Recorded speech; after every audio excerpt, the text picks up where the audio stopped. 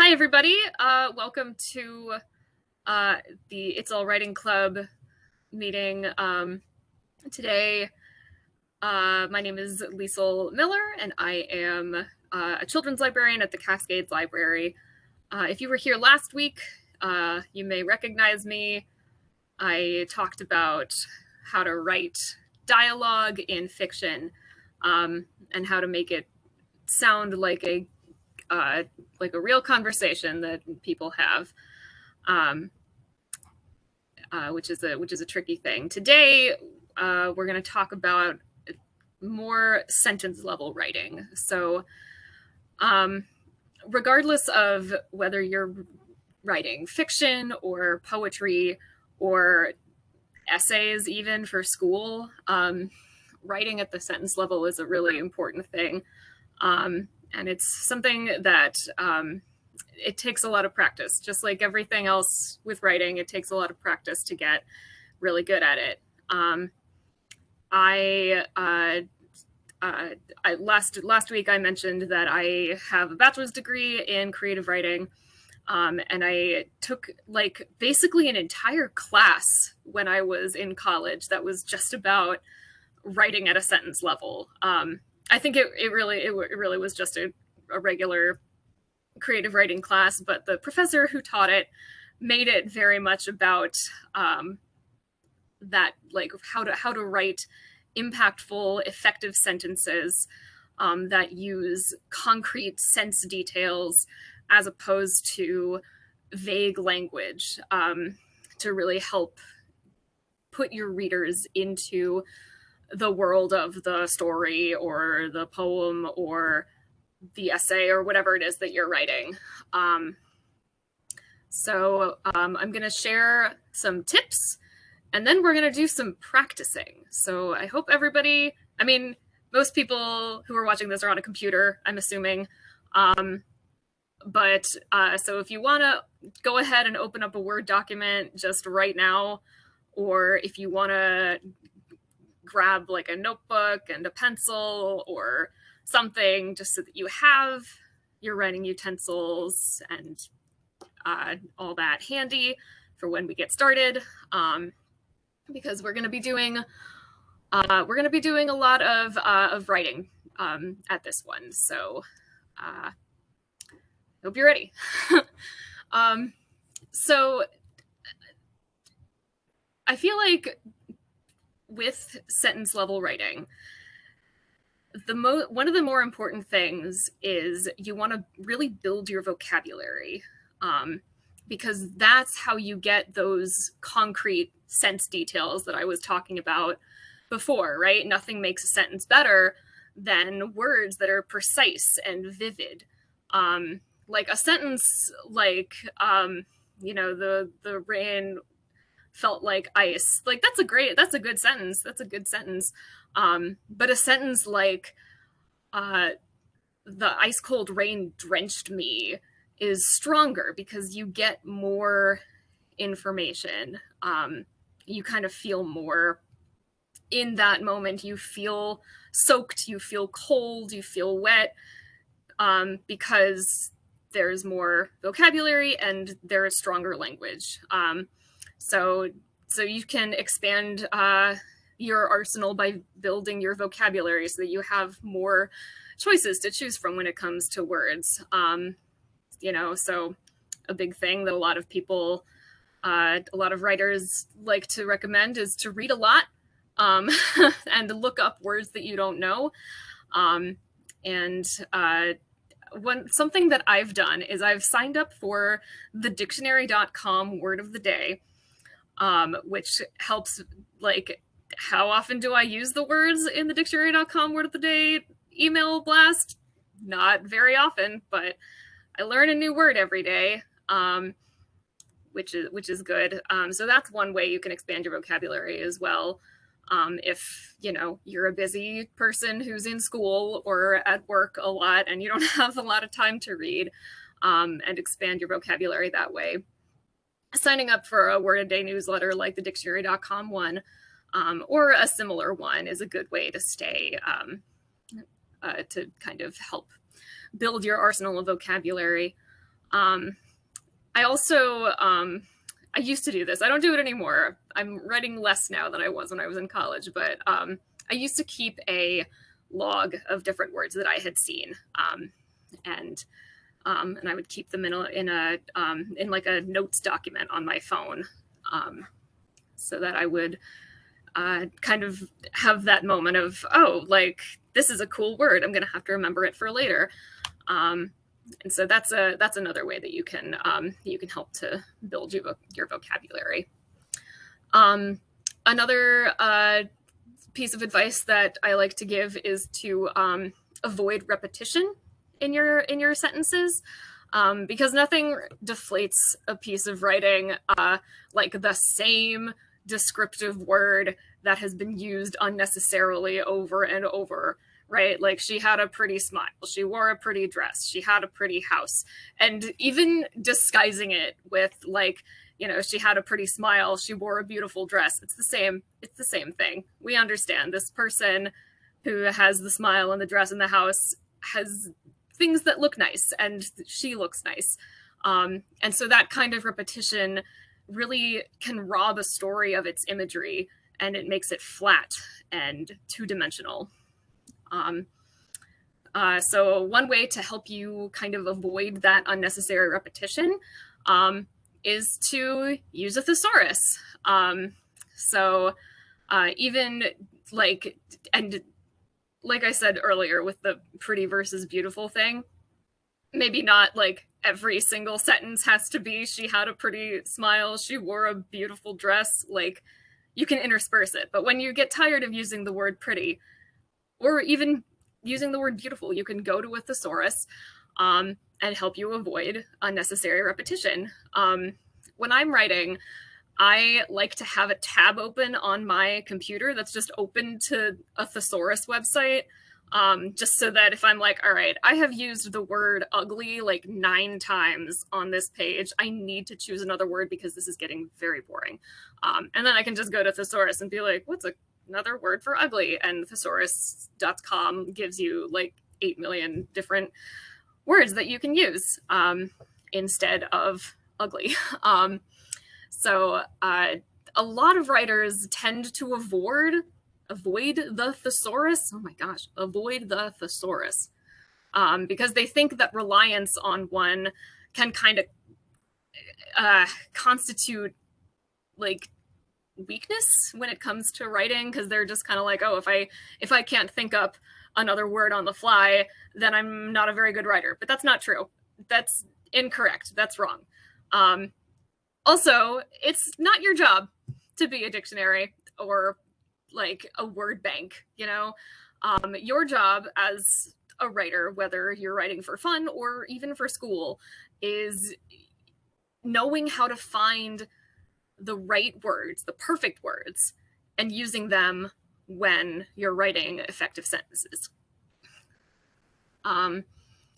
So, this is my very favorite tip. I mentioned it also last week when we were talking about dialogue, is reading out loud to yourself to kind of check the rhythm and the flow. When I used this example last week, I talked about it in relation to dialogue and kind of like making sure that the conversations that your characters were having made sense and sounded like real things that real people might say. It's the same idea with writing impactful, effective sentences. It kind of helps you check the rhythm and the flow of your sentences. It's also great for catching mistakes and typos, right? Like if you're reading and you're like, oh, I spelled 20 wrong in this sentence, then you can just go back and say TWENTY, and then you have. So apart from catching mistakes and typos, reading your drafts aloud can help you with the aforementioned flow and rhythm. And again, you can take it a step further and record yourself, which is a thing that I suggested last week. I know that not a lot of people are comfortable hearing their voice on a recording device. I know that that's something that I had a lot of trouble with in my younger days, and still kind of to this day. I'm like, ooh, nope. But sometimes listening back to yourself does kind of help you hear things that you might not have heard, even when you're reading it out loud the first time. And so when you're reading it, or even when you're listening back to yourself, when you're reading it out loud, you can ask yourself, like, is this flowing naturally? And if you keep tripping over your own sentences, that might be a problem with the rhythm of your sentences. And so you can, one way to combat that is to kind of maybe try alternating sentence lengths, breaking long sentences into shorter sentences, or joining two short sentences, or, a couple short sentences together in order to fix the flow. Another thing that is helpful is to pay attention to word choice. Why refer to something as a loud noise when you can call it, a roar or a commotion, right? The more specific that you are with your writing, the more easily that your readers will be able to visualize whatever it is you're communicating. So if you choose words that are precise and accurate and detailed, again, it kind of comes back to those concrete words, as opposed to vague language, which is helpful.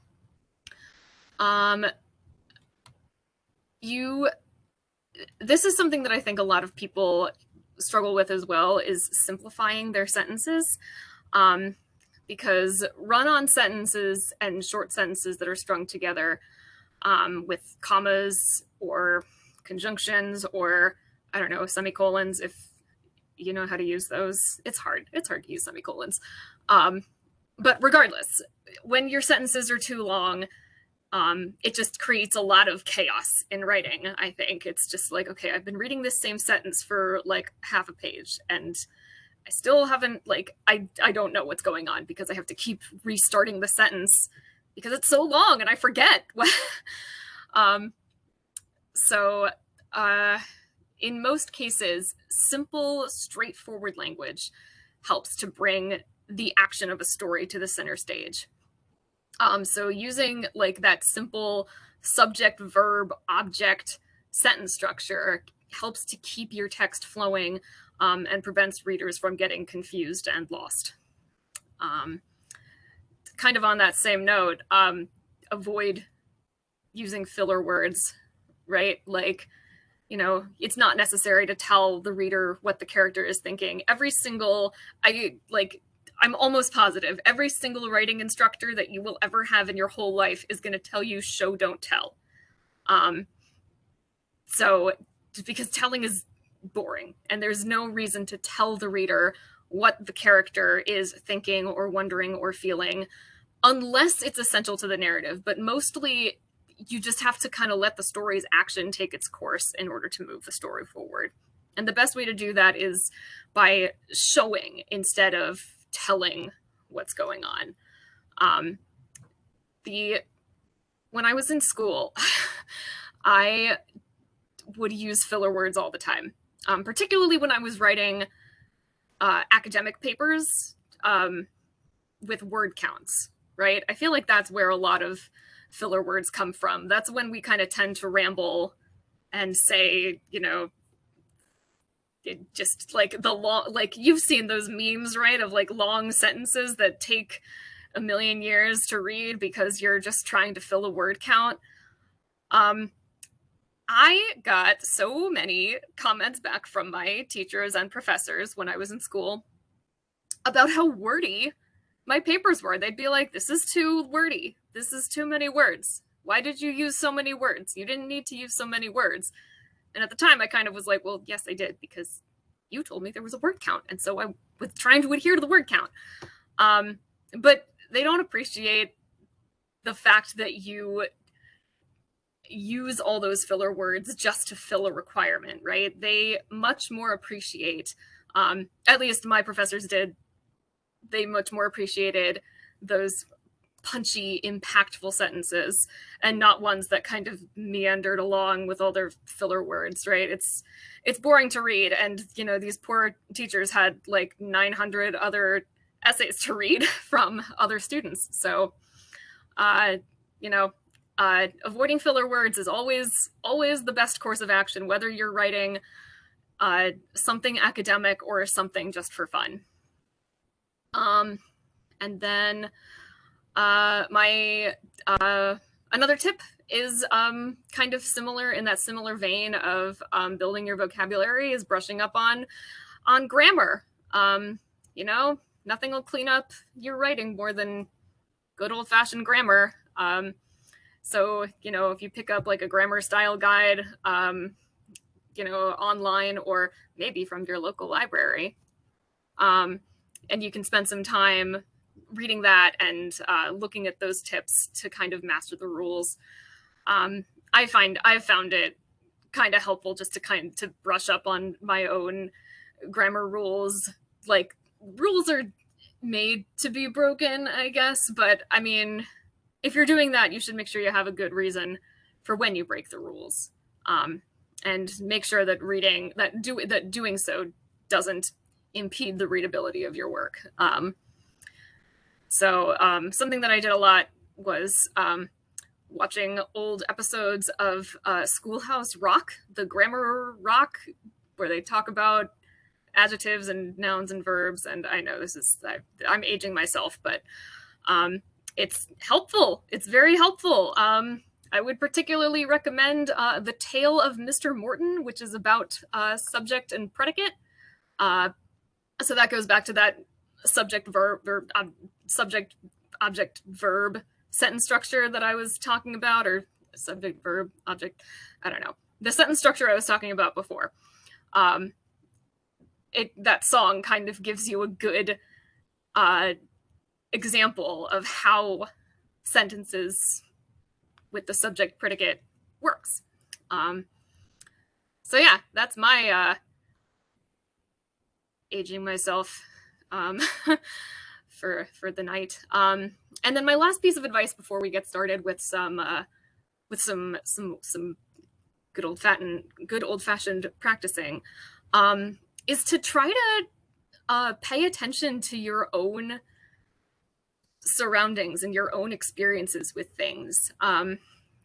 Because the more you pay attention to your own life and the people around you and the way you feel about things, or the way you react to things and the way that you notice things, you can use that in your own writing, and that can help make it stronger. You can use your own experiences, even if whatever you're writing isn't autobiographical. If you're writing about a character who has broken an arm, and you've had a broken arm, you know what that feels like. You can remember back to when you had your broken arm and remember the specific sense details for how that felt, what the pain was like, what the process of getting the cast taken on or off, or like if you needed to have surgery, like you can, and even if none of this makes it into your story, you can still come back to that. You can still come back to that memory and kind of use it in your writing.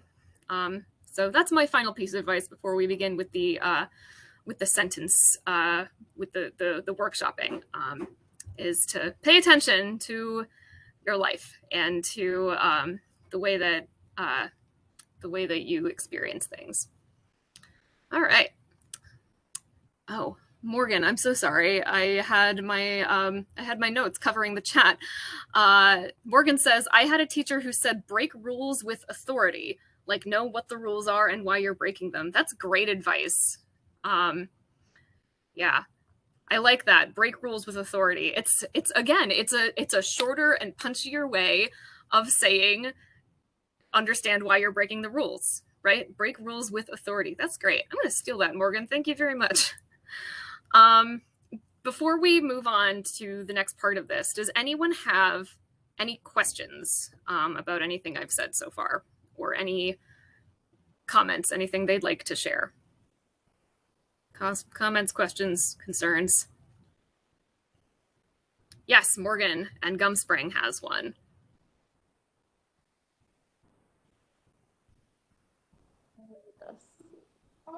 Could you quickly summarize what you have said, because we were kind of late? Okay, I'm so sorry. Can you say that one more time, or come closer to the microphone? Could you summarize everything you said, because we came a little late? Oh yeah. So I just basically gave some tips for how to kind of make your writing more impactful and more like effective if you're trying to elicit emotional responses in your readers. And so some of the tips that I gave were to build your vocabulary, right? Like sign up for a word a day newsletter, or read a lot of things that have words in it that you might not know. Keep a list of words that you want to know more about, and look up words that you don't know right away. Another thing I said was to avoid repetition in your sentences, and use a thesaurus to help you out with that. I also suggested reading drafts out loud to yourself to check the flow of your writing. I said pay attention to word choice, simplify your sentence structure, don't use quite so many filler words if you can help it, and brush up on your grammar. Any more questions? Okay, well, if there are no more questions, so what I did last time, if you were here, I don't know how many people were here, but what I did last time was I had us type sentences into the chat. So everyone who's at the Gumspring library,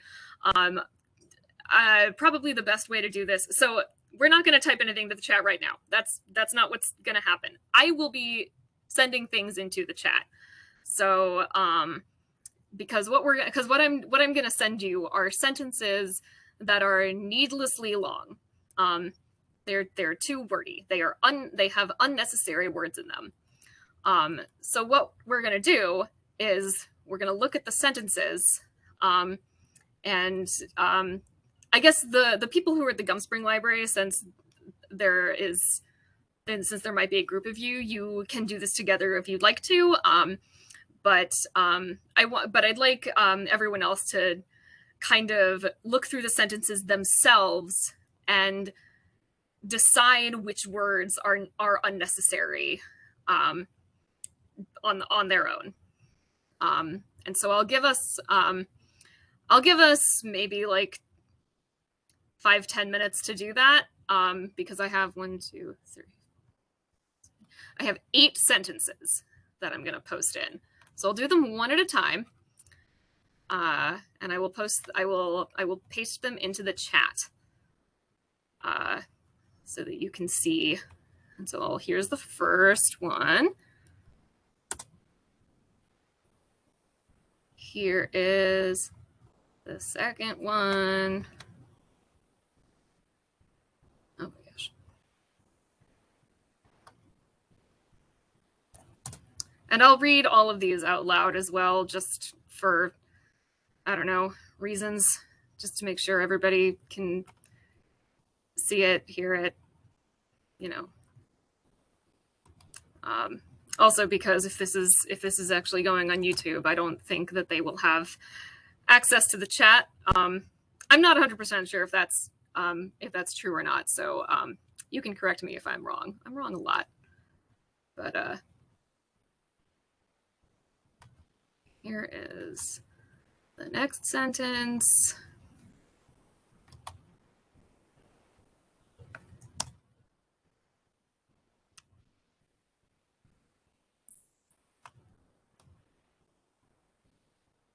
I'm just pasting the sentences in. It's absolutely riveting, I know, to watch me watch me doing this. But I'm almost finished. Just have a couple more.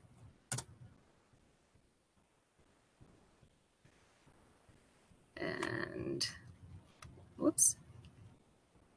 It would be great if my mouse worked. That would be fantastic. All right. Here is the last sentence, and then I will read them out loud so that we can all hear them, those of us who might be tuning in later on YouTube. Okay. So here are the 8 sentences that I have found that have more words than are necessary. So here's the first one. A few inches of snow on the ground is all that is necessary in order for a person to be able to go sledding. The second is, it was George Washington who once said, happiness and moral duty are inseparably connected. The next sentence is, due to the fact that class is canceled, we will postpone the quiz. The next sentence, in spite of the fact that I am failing, I have enjoyed the class. The next sentence is, I bought a dog for the purpose of providing me with companionship. The next sentence is, I will return your papers in the near future. And the last sentence, actually, one of these sentences got pasted in twice, so I don't know how that happened. So the next sentence is, in my own personal opinion, torture is always wrong. And now the actual final sentence is, all of the students who are new to this school are required to attend a meeting that has been scheduled for Friday, the 22nd of September. So on your own, or if you're in a group, you can go through these sentences and eliminate the words that you think are unnecessary to make these sentences better, punchier, more effective, more to the point, without doing that meandering with the filler language that we talked about earlier. And then I'll give you guys, like, I don't know, 5 minutes, maybe 8 minutes to do that, because there are a lot. You know what? I'll give you 10 minutes because there are 8 sentences, and I think everybody's going to have some different opinions, which I'm very excited to hear, by the way. So go through the sentences, eliminate words that you think are unnecessary, rearrange the sentence if you feel like it, to see if that makes it better. And so I'll give you 10 minutes, and then we'll come back.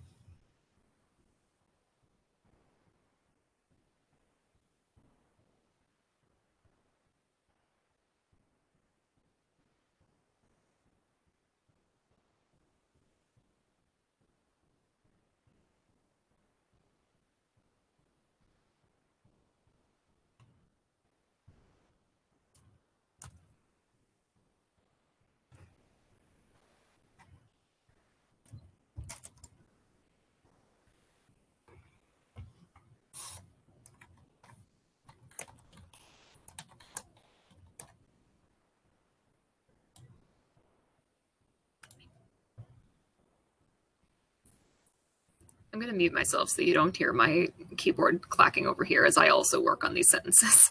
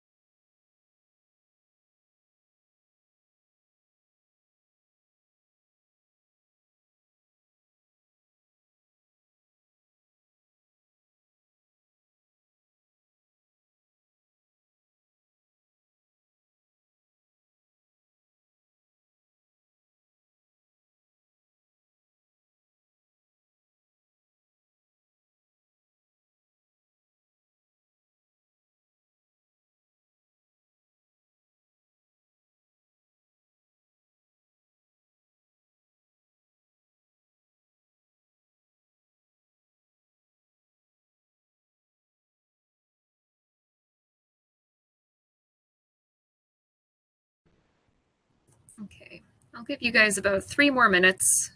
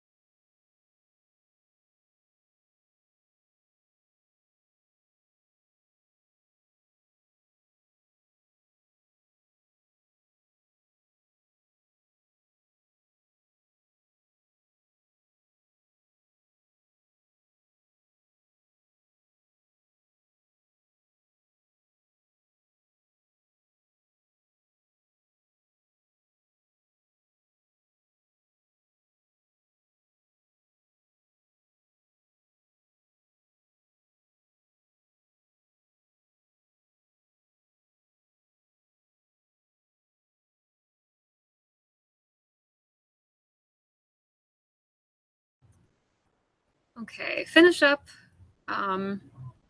any work that you're doing on the sentences. And what I'm going to do, I think, instead of asking everybody to tell me what you wrote for everything, I'd like every person to just post one of the sentences that you revised. I want you to post it into the chat to everybody.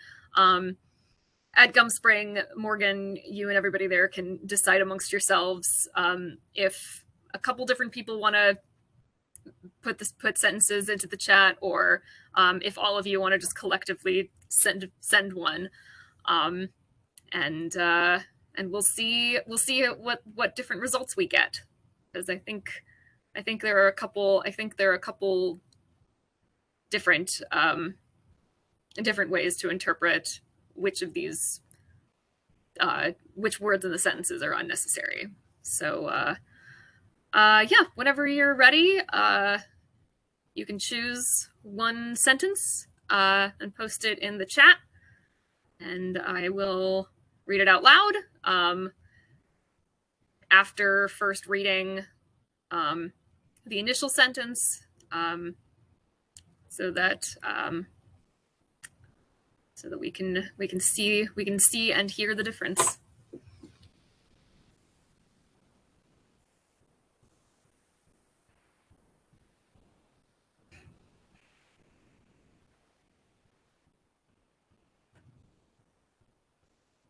Yeah, from Rena at Gum Spring with Morgan, your papers will be given back soon. I think that's exactly what I would say myself. Just as simple as I'll give your papers back soon. I'll return your papers soon. That is, yeah, just short to the point. Due to the fact his class is canceled, we will postpone the quiz. My dog is providing me companionship. Yeah, my dog is providing me companionship from Ronnie at Gumspring. Yep, that eliminates a lot of those unnecessary torture is wrong from Morgan, sure. And if you want to add if you want to keep it in the, because I think in the context of the original sentence, it was in my own personal opinion, torture is always wrong. And the simplest thing is what Morgan has just done, which is just torture is wrong.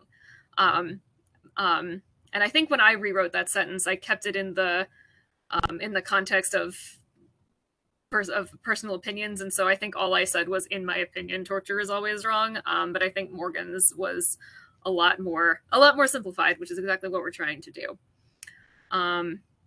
Another thing that I said was instead of what was it? Oh, instead of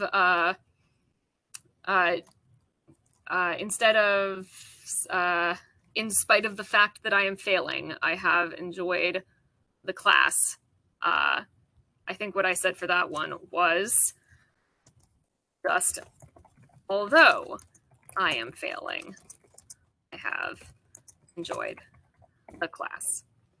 Same message of the original sentence, similarly to my dog is providing me companionship, your papers will be given back soon, right? And I mean, even with the your papers will be given back soon, we can even simplify that further and say, I will return your papers soon, which kind of eliminates that passive voice of this, like, this will happen, it was this way, which is another thing that is tricky to kind of wean yourself off of doing when you're writing. And then for that really long sentence, all of the students who are new to this school are required to attend a meeting that has been scheduled for Friday, the 22nd of September. Oh my gosh, long sentence. You can simplify that by just saying new students are required to attend a meeting on Friday, September 22nd. You get all the information that was in the original sentence, but you get it sooner. You get it more to the point. There's not all this waffling back and forth with words that don't necessarily need to be there. Yeah, this was great. Good exercise, guys. I have one more exercise that we're gonna do. And this is a whole paragraph. It's three sentences. You guys, you got this. You guys did so well with that first one. And this will be our last thing that we're going to workshop. So this is just full disclosure. I got this paragraph from an actual textbook that I had when I was in college, which was used for this specific purpose of finding words and phrases in a paragraph to kind of pare down and make it a better narrative. So here is your sentence. I will give you, let's say, 3 minutes, and I'll read it out loud so that the folks on YouTube can hear us, because I don't think they can see the chat. So the sentence, the paragraph reads, Mrs. Blair made her way to the chair by the window and sank gratefully into it. She looked out the window, and there, across the street, she saw the ivory BMW parked in front of the fire hydrant once more. It seemed to her, though, that something was wrong with it. She noticed that it was listing slightly towards the back and side, and then saw that the back rim was resting almost on the asphalt. So take 3 minutes, workshop this paragraph, decide which words are necessary and which words need to go. Again, if you're in a group, you can discuss amongst yourselves. I'll give you 5 minutes. 5 minutes to workshop this paragraph, and I will also do it on my end, and then I'll unmute myself.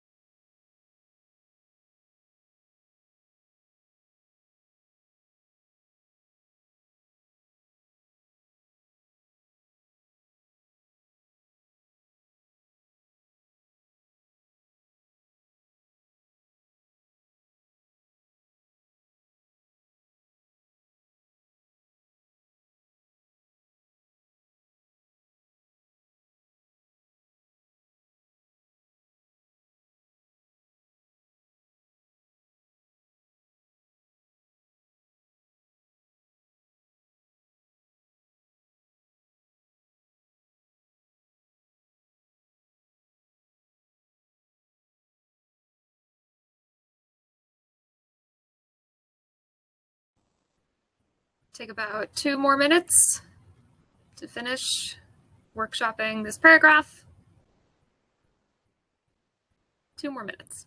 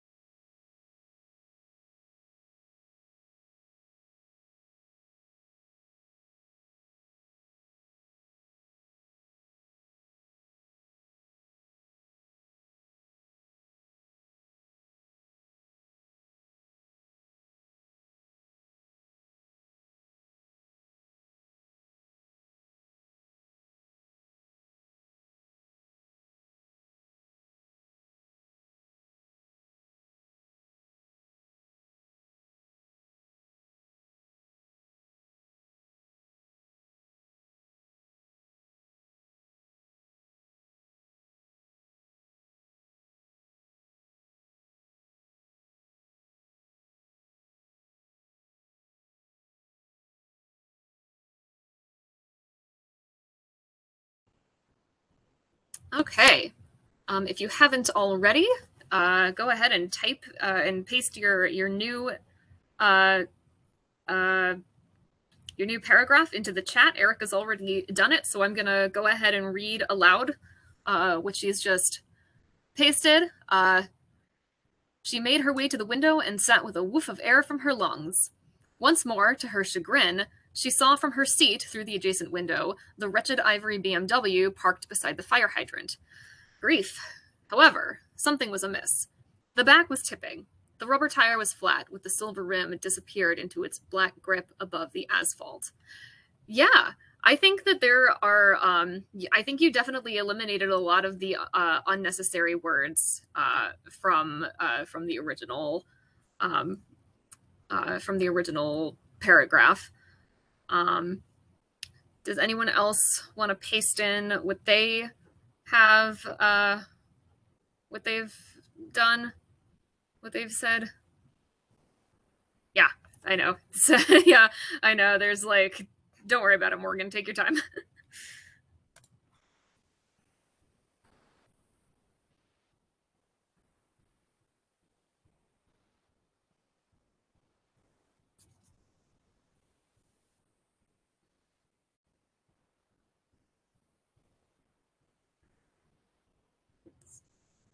Yeah, wow. Rainey just went like simplified it to like the most simple extent. Great job. She didn't even Rainey didn't even do a whole paragraph. She made it, or Rainey made it into one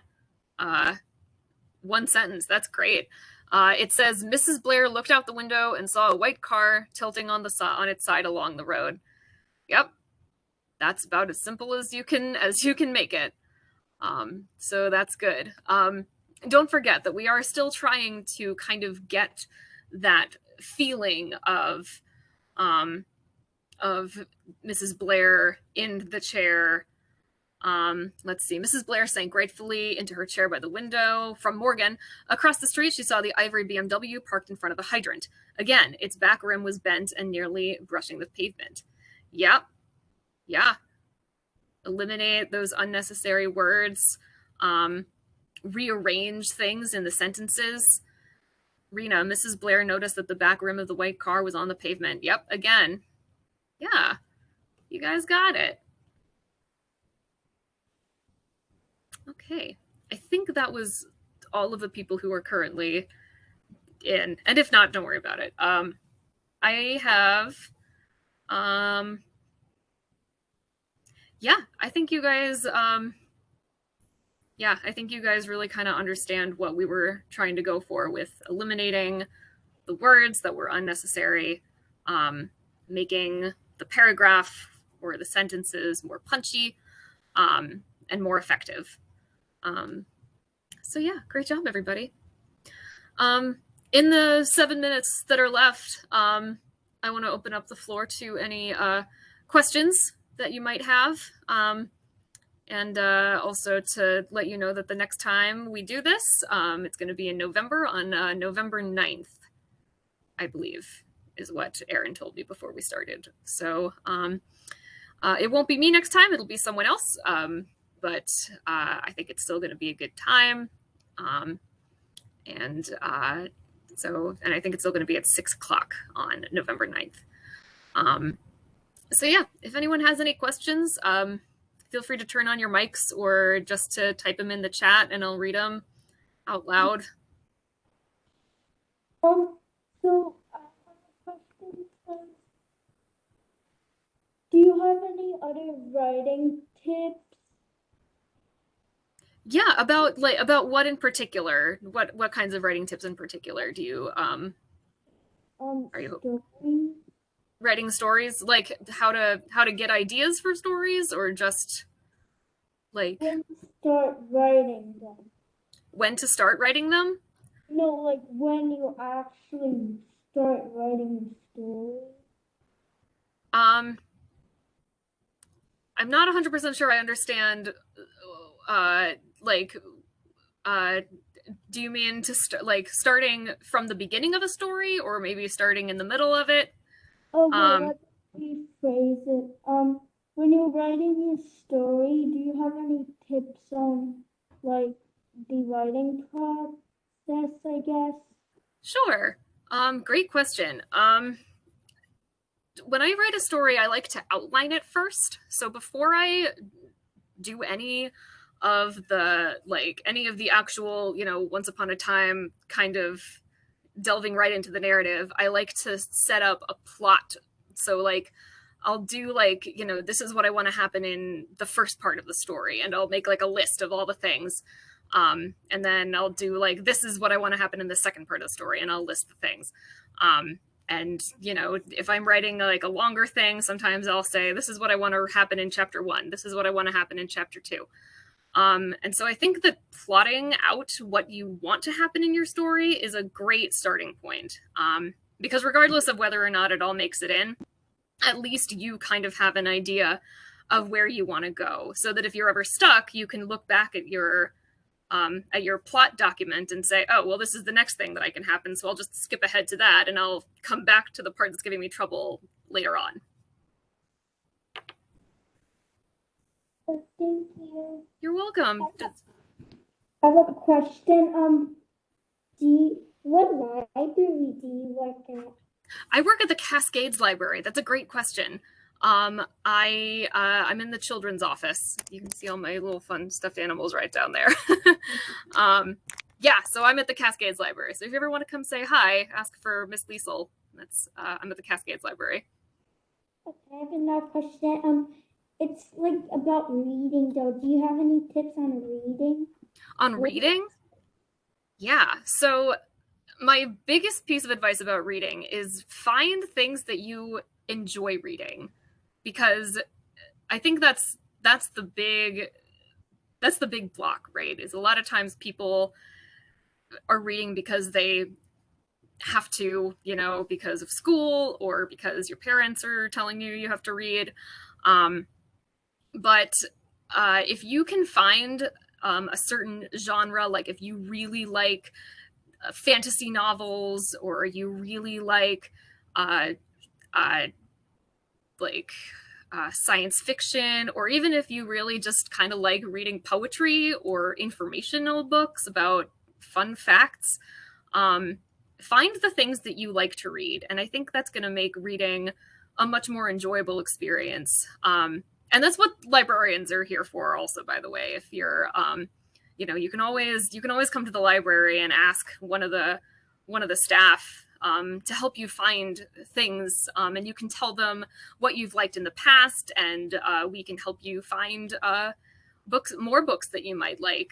And then yeah, as for just reading in general, don't be afraid to give yourself breaks. I mean, I feel like a lot of times you kind of feel like you have to read the whole thing. You know, you have to read for 30 minutes or you have to read for an hour, and you can do that. But you know, you can also stop and take a breath, and you don't have to feel like you need to read everything, you know, right at once, you know. Um, you know, you can let yourself have a break, pace yourself when you're reading if it's, you know, if it's too much. Okay. Yeah. Thank you. And you're welcome. Does anyone else have any questions?